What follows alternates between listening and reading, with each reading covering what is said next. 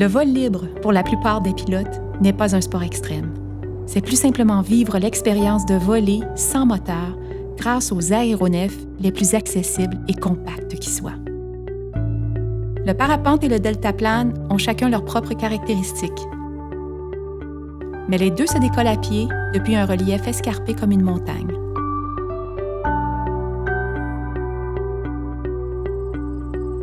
Lorsque les conditions météo le permettent, les pilotes, hommes, femmes, jeunes et moins jeunes, se donnent rendez-vous.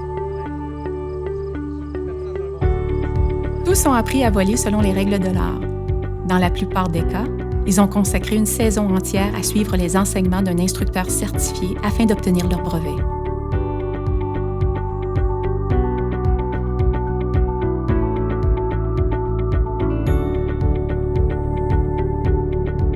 La durée d'un vol dépendra des conditions météo, mais aussi de la hauteur du relief, d'où l'on décolle, et bien sûr de l'expérience du pilote.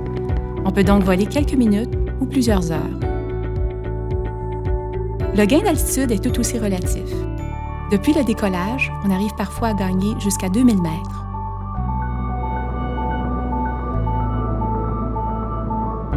Le vol libre est né il y a plus de 50 ans. Aujourd'hui, partout à travers le monde, des milliers de personnes pratiquent cette activité. Au Québec, on vole au mont Yamaska, en Montérégie, ainsi qu'au Saguenay, dans le bas du fleuve, en Beauce, en Gaspésie, aux îles de la Madeleine, un peu partout.